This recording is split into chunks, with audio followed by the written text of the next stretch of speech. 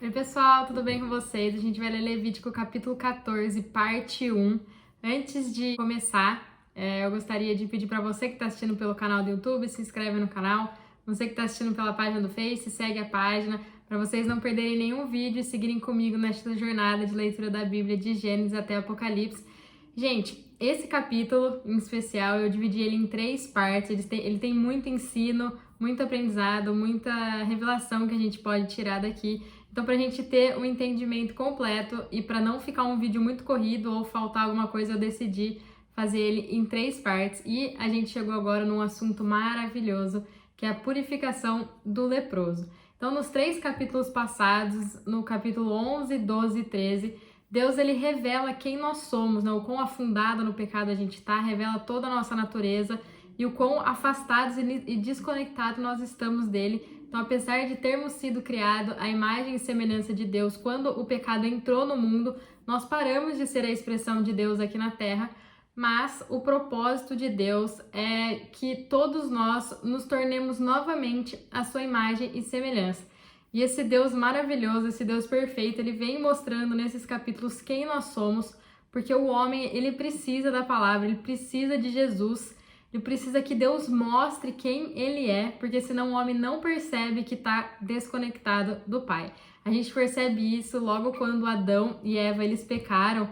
Deus teve que liberar a palavra na direção deles. Adão, né? Cadê você? Então, a primeira revelação de Deus para o homem caído foi a palavra. Se Deus não fala, o homem ele não perceberia que Deus estava no jardim. Então, depois disso, Deus pode revelar o caminho que o homem deve percorrer para voltar a se conectar com ele. Então, voltar, né, a ser a expressão dele, voltar a ser a extensão dele aqui na Terra. Então, se a gente quiser levar uma vida santa, a gente precisa ter entendimento sobre o discernimento da dieta, né, com relação à dieta, sobre o nosso nascimento e sobre a nossa condição. E o que tudo isso tem a ver, né, com esses capítulos? Lá em Gênesis 1, 26, a Bíblia nos fala que a gente foi criado à imagem e semelhança do Deus triuno, Deus Pai, Deus Filho e Deus Espírito Santo. E esse Deus triuno também nos criou triuno, corpo, alma e espírito, e cada uma dessas partes é tripartida. Então, se a gente for ver o nosso espírito, ele é intuição, comunhão e consciência. A nossa alma é a mente, onde está a razão, vontade e emoção. E o nosso corpo é locomoção, sensação e instinto. Então, o que isso tem a ver, né? Como a gente é a imagem e semelhança desse Deus nessas 3 dimensões. Então, o Espírito Santo é a semelhança do espírito do homem. A alma é onde está a vontade, é onde a gente vê em Deus a vontade, no Deus Pai. Então, tudo nasce da vontade do Pai. E a manifestação de Deus aqui na Terra é Jesus, né? O Verbo que se fez carne. Isso está relacionado com o corpo. Então, quando Satanás, em forma de serpente, ele tenta a mulher no Éden, ele tenta ela nessas 3 dimensões, corpo, alma e espírito. E quando eles comem do fruto da árvore do conhecimento do bem e do mal, e o homem cai, ele cai nessas 3 dimensões. Então, para a gente voltar a ser imagem e semelhança desse Deus triuno, todas as nossas dimensões precisam ser redimidas. Então, é isso que Deus vem falando pra gente, vem nos revelando desde Levítico 11, mostrando quem nós somos e que nossas 3 dimensões estão desconectadas dele, e a gente precisa percorrer esse caminho de volta para Deus, né, para voltarmos a ser a imagem e semelhança dele. Então, Levítico 11 nos falou sobre o discernimento da dieta, onde a gente precisava estar atento com as coisas que a gente se alimenta, né, com que a gente absorve do mundo externo, para que isso não entre na nossa mente, nos nossos corações, porque isso pode nos abalar. A gente já não mais profere palavras de fé e de vida, e tudo isso está relacionado com a alma, com os olhos, né, que são a janela da alma. Então, é o que eu estou olhando, o que eu tenho alimentado a minha alma, né, coisas que edificam a minha fé ou coisas que estão me afastando de Deus e me deixando sem fé, me deixando incrédulo. Lá em Levítico 12, a gente viu que além das coisas que nós absorvemos do mundo, a gente precisa ter em mente que nós nascemos mortos espiritualmente, que nós recebemos como herança o pecado de Adão, que nós somos totalmente impuros por nascimento.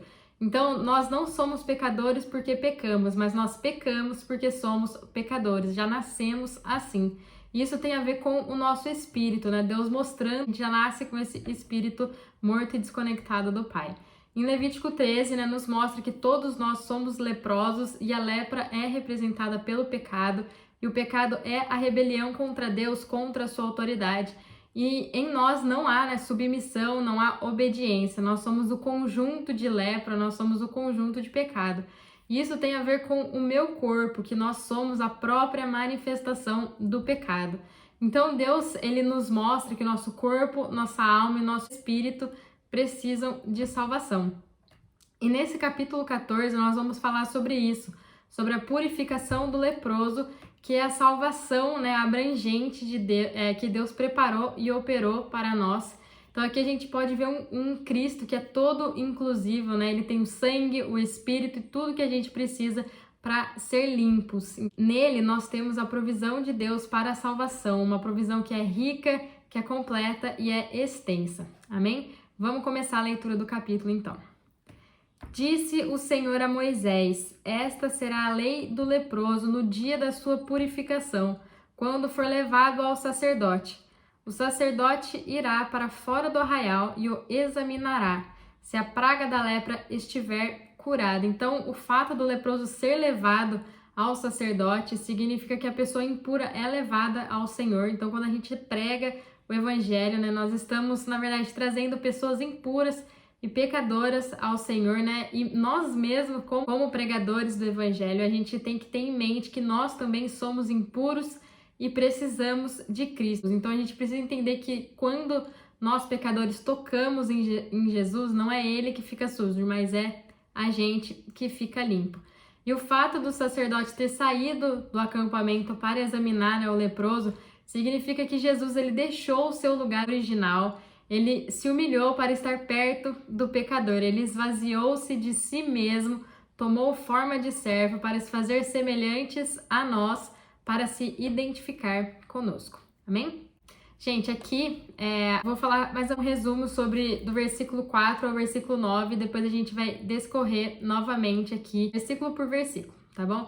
Então, esses 6 versículos aqui que a gente vai ver, para o leproso ser curado, ele tinha que buscar ser curado diante de Deus, e isso acontece quando a gente vai ao encontro de Jesus, onde entramos nele, né, aceitando ele como nosso Senhor e Salvador, e assim o nosso espírito é regenerado, e isso é algo que nós não podemos fazer, é somente Jesus, isso não depende de nós, somente do sacrifício perfeito dele. Mas não para por aqui, né? Quando essa pessoa foi curada inteiramente no espírito, esse espírito foi regenerado, ela ainda precisa agir com relação às suas impurezas e deficiências diante de Deus, e isso tem a ver com a nossa alma, porque o nosso espírito já está regenerado, mas a alma não. A alma, ela não se regenera, ela precisa ser transformada. Precisa ocorrer em nós a metanoia, né?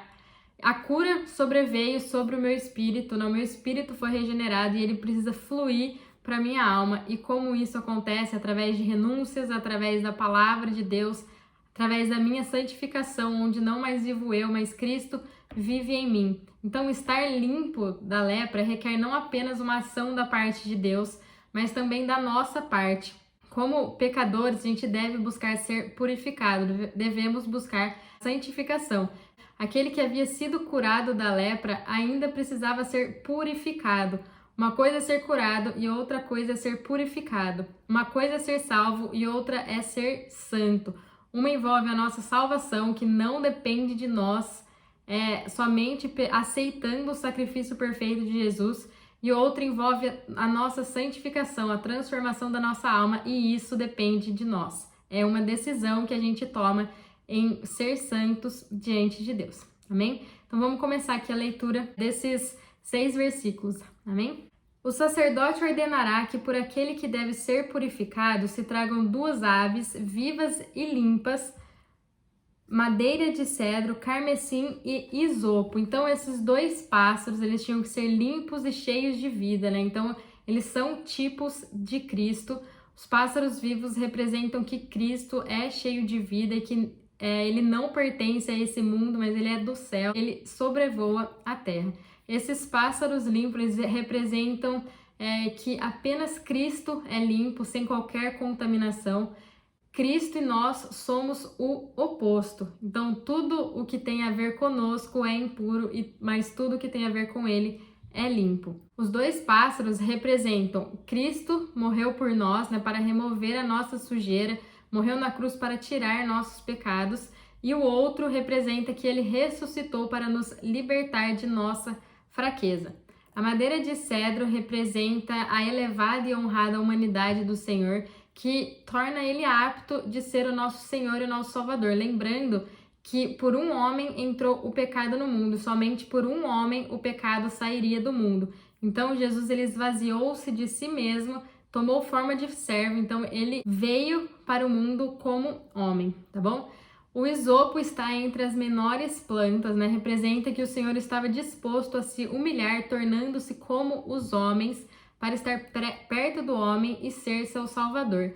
Então, por um lado, né, conforme tipificado pela madeira de cedro, o Senhor possui o nível mais alto de humanidade, e por outro, tipificado pelo isopo, ele estava disposto a se humilhar para se tornar acessível a nós. A cor carmesim representa o derramamento de sangue, portanto, representa a redenção que Cristo realizou a derramar seu sangue na cruz. E também implica realeza, significa que o Senhor se humilhou ao se tornar um homem para fazer a vontade de Deus e derramou seu sangue na cruz para a nossa redenção, tornando-se assim o Rei honrado e exaltado. Gente, olha que Filipenses, no capítulo 2, do versículo 5 ao 11, nos diz: de sorte que haja em vós o mesmo sentimento que houve em Cristo Jesus, que sendo em forma de Deus, não considerou ser igual a Deus. Era algo ao que devia se apegar, mas a si mesmo se esvaziou, tomando a forma de servo, fazendo-se semelhante aos homens. E achado na forma de homem, humilhou-se a si mesmo, sendo obediente até a morte, morte de cruz. Pelo que Deus o exaltou soberanamente e lhe deu um nome que é sobre todo nome, para que ao nome de Jesus se dobre todo o joelho do que estão nos céus, na terra e debaixo da terra, e toda língua confesse que Cristo Jesus é o Senhor, para a glória de Deus Pai. Amém, gente? Então, ele se esvaziou, ele se humilhou e ele foi obediente até a morte de cruz. E Deus o exaltou, deu para ele um nome que está acima de todo o nome. Amém? Mandará também que se imole uma ave num vaso de barro sobre as águas correntes. Então, o vaso de barro, ele representa a humanidade do Senhor e as águas vivas representam o Espírito vivo e eterno de Deus. Um pássaro teve que ser abatido em um vaso de barro sobre a água viva. Isso significa que Cristo foi morto em sua humanidade, né, que estava cheia do Espírito eterno e vivo. Lá em Hebreus, né, no capítulo 9, versículo 14, a gente vê o cumprimento dessa tipologia. Então, esse versículo diz que Cristo, por meio do Espírito eterno, ele se ofereceu a Deus. Então, sem essas palavras de Paulo, lá em Hebreus 9, no versículo 14, não poderia entender esse versículo 5 do capítulo 14 de Levítico, tá bom? Aqui vemos um vaso de barro, água corrente e um pássaro que foi morto. Quando comparamos com o versículo lá em Hebreus, vemos que quando Cristo, né, o pássaro morto, estava sendo crucificado, ele estava em sua humanidade, representado pelo vaso de barro, mas nele estava o Espírito eterno, o Espírito vivo de Deus, as águas vivas aqui representadas no Levítico. Tomará a ave viva, a madeira de cedro, com o pano vermelho, né, que é o carmesim ou escarlate, depende da tradução da sua Bíblia, e o isopo, e os molhará com a ave viva no sangue da ave morta, sobre as águas correntes. Então, 4 coisas aqui foram mergulhadas no sangue desse pássaro morto. O outro pássaro, a madeira de cedro, o escarlate e o isopo. Então, a obra redentora do Senhor, a sua nobreza elevada e humilde humanidade, e sua ressurreição, ascensão e glorificação estão todas implícitas aqui nesse versículo. Vimos que a madeira de cedro tipifica a nobre e elevada humanidade de Cristo e que o isopo representa a sua humilde humanidade. Cristo que morreu tornou-se o Cristo vivo por meio da sua ressurreição, e a ascensão de Cristo é representada pelo pássaro vivo que voa, e sua glorificação é representada pela por esse pano vermelho que implica em realeza. Sobre aquele que se deve ser purificado da lepra, espargirá 7 vezes e o declarará limpo, então soltará no campo a ave viva. Isso significa, né, que o Cristo vivo faz com que o pecador que foi purificado não apenas experimente a sua morte e ressurreição, mas também a sua ascensão. Então, Cristo ele realizou tudo isso por nós. Então, no Cristo crucificado, que é o pássaro morto, nós morremos, mas agora no Cristo ressuscitado, que é o pássaro vivo, a gente sobe em ascensão com ele. Amém? Aquele que deve ser purificado lavará suas vestes, rapará todos os seus pelos e se lavará com água. Assim será limpo. Depois entrará no arraial, mas ficará fora da sua tenda por 7 dias. Então, por um lado, né, o pecador que se pretende purificar precisa experimentar a morte, a ressurreição e a ascensão de Cristo. E por outro lado, terá que assumir pessoalmente a responsabilidade de agir em relação a tudo o que diz respeito à sua velha vida, né, sua vida natural, e assim eliminá-la. Então, todo o cabelo do corpo representa a força e a habilidade do homem. Isso significa que temos cabelo por todo o nosso corpo, que ele deve ser raspado. Banhar-se na água significa agir com respeito a todo o nosso ser, né? Isso equivale a enterrar todo o nosso ser na água do Espírito, matando a nossa carne, dando espaço para o Espírito fluir para a nossa alma. Isso tudo, gente, significa que o pecador, ao ser purificado, ele ainda não pode recuperar a sua comunhão com os outros. Em vez disso, ele vai ter que esperar, observar, né, tomar medidas mais profundas. Mesmo depois dele raspar todo o cabelo, se banhar em água, ele ainda deve esperar por mais 7 dias para entrar na sua tenda, né? Realmente olhando para dentro dele e tomando uma atitude mais profunda. Não podemos ser apenas salvos e curados e achar que está tudo bem. Precisamos ir mais a fundo e aí vem a transformação da alma, onde a gente vai ter que ir cavando, arrancando, olhando mais para dentro de nós mesmos, arrancando toda a raiz de iniquidade que a gente encontra em nós até chegar lá no nosso espírito, onde a gente planta a palavra que é Jesus, e esse processo, né, vai ocorrer de dentro para fora. A mudança vai vir de dentro para fora, onde os rios de águas vivas do nosso interior vão fluir para a nossa alma e a gente vai ser a expressão de Deus aqui na terra. Amém? Ao 7º dia, rapará o cabelo, a cabeça, a barba, as sobrancelhas e o restante do seu pelo. Lavará as suas vestes e banhará o corpo com água. Então será limpo.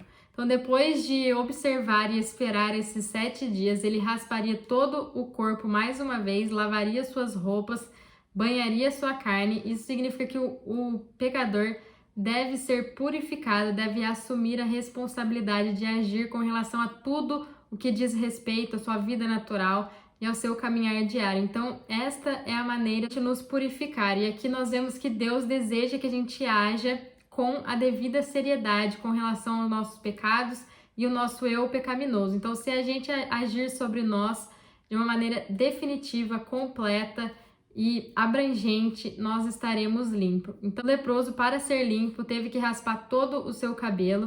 O cabelo da cabeça representa a glória do homem. Quase todo mundo encontra algo, né, para se gabar, algo que pode se orgulhar, algo para se exibir para os outros, não é? A barba também precisa ser raspada. Ela representa a honra do homem. Geralmente as pessoas elas se consideram dignas, né, de ser honradas e muitas vezes elas se sentem superiores às outras pessoas. Isso também deve ser cortado. A beleza do rosto humano reside principalmente nas sobrancelhas. Então, portanto, as sobrancelhas representam as excelentes características, né, os méritos, as virtudes do homem. Esses são os aspectos bom e forte que o homem tem por natureza, né, que não vem da experiência que a gente tem com a salvação de Deus, mas do nosso nascimento natural. Tudo isso aqui fala para nos livrarmos do nosso eu, né, com toda a sua glória, honra, excelentes características, méritos, virtudes, força, capacidade, para certamente assim ficarmos limpos, né? Não haverá mais lepra. Então, a gente precisa matar o nosso eu, crucificar a nossa carne, porque como Cristo vai nos encher se nós estamos cheios de nós mesmos? Então, a gente precisa dar lugar para Ele, a gente precisa dar espaço para Ele, para as pessoas olharem para nós e não mais ver nós, mas ver Cristo em nós. Amém? Gente, esse é o capítulo 14, parte 1. A gente leu do versículo 1 até o versículo 9. Até o próximo vídeo. Fiquem com Deus.